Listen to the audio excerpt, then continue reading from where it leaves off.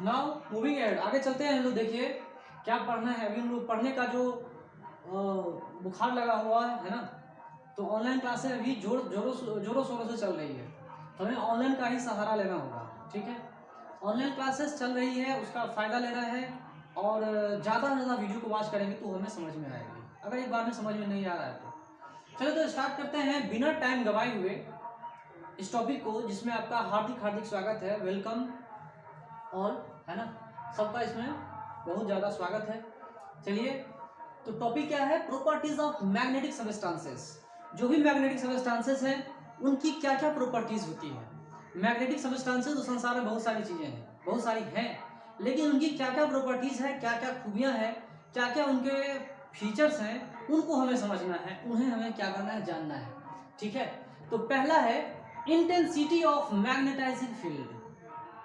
पहला क्या पढ़ना है हमें, intensity of magnetizing field. Intensity of magnetizing field, जिसे हम एच वेक्टर के नाम से जानते हैं। ठीक है, दूसरा जो हम लोग पढ़ रहे हैं वो क्या है, इंटेंसिटी ऑफ मैग्नेटाइजेशन।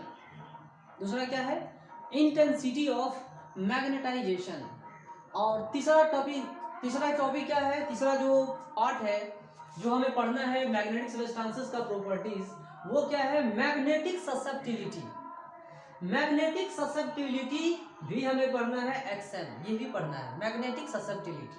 ठीक है, और चौथा प्रॉपर्टी जो हमको पढ़ना है ये क्या है, मैग्नेटिक परमिएबिलिटी। चौथा क्या पढ़ना है हमें, मैग्नेटिक परमिएबिलिटी म्यू, है ना। इन सारे चीजों को हमें पढ़ना है, एक एक करके पढ़ना है, धीरे धीरे पढ़ना है, कुछ हड़बड़ी नहीं है, है ना। आराम से पढ़ना है, इत्मीनान से पढ़ना है। तो किसी का ट्रेन नहीं छूटा जा रहा है, अगर ट्रेन छूटा जा रहा है तो ट्रेन में भी आप वीडियो देख सकते हो, कहीं भी आप वीडियो देख सकते हो। आजकल तो ऑनलाइन क्लास ऐसा हो गया है कि आप इस वीडियो को कहीं भी देख सकते हो। मैं फिजिकली हर जगह मौजूद नहीं हो सकता हूँ, लेकिन डिजिटली आप हर जगह मुझे मौजूद कर सकते हो। जहाँ अगर टावर हो, चाहे जियो का हो, वोडा का हो, आइडिया का हो, एयरटेल हो, जो भी हो टावर, अगर वहाँ टावर है, आपका मोबाइल काम कर रहा है, तो वहाँ आप मुझे ले जा सकते हो। डिजिटली आप ले जा सकते हो, फिजिकली मैं एक ही जगह रह सकता हूँ, डिजिटली मैं बहुत सारे जगहों पे रह सकता हूँ, एक साथ में पढ़ा सकता हूँ बहुत सारी चीज़ें।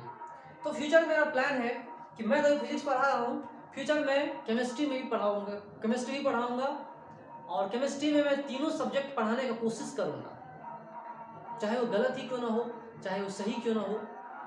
मेरी इच्छा है, मैं पढ़ाऊँगा, मुझे मज़ा आता है पढ़ाने में, इसीलिए मैं केमिस्ट्री पढ़ाऊँगा।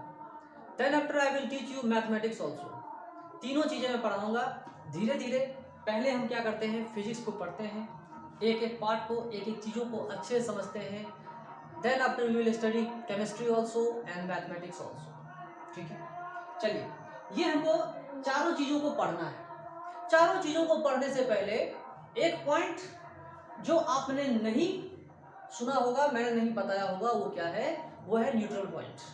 न्यूट्रल पॉइंट के बारे में, ये एक ऐसा पॉइंट है जहां पर, एक ऐसा पॉइंट है अर्थ सरफेस पे जहां पे अर्थ के मैग्नेटिक फील्ड का हॉरिजॉन्टल कंपोनेंट और किसी बार मैग्नेट की वजह से जो हॉरिजॉन्टल कंपोनेंट होते हैं, दोनों एक दूसरे को कैंसिल कर देते हैं, दोनों एक दूसरे के बराबर और अपोजिट होते हैं, इक्वल और अपोजिट होते हैं। ऐसे ऐसे पॉइंट को हम क्या कहते हैं, न्यूट्रल पॉइंट कहते हैं।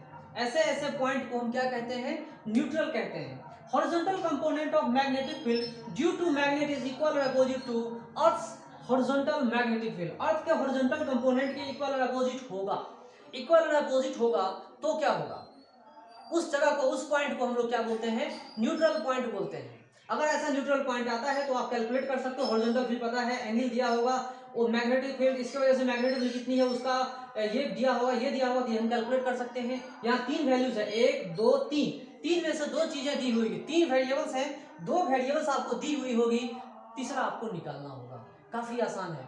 ठीक है, चलिए ये सब चीजें मैंने आपको समझा दिया। फिर हम एक एक करके चलते हैं, intensity of magnetizing field, intensity of magnetization and magnetic susceptibility, और उसके बाद पढ़ेंगे मैग्नेटिक परमिएबिलिटी। एक एक चीज़ों को हम लोग अच्छे से डिटेल में पढ़ेंगे, तो ही हम क्या कर सकते हैं, अच्छा रैंक ले पाएंगे। ठीक है।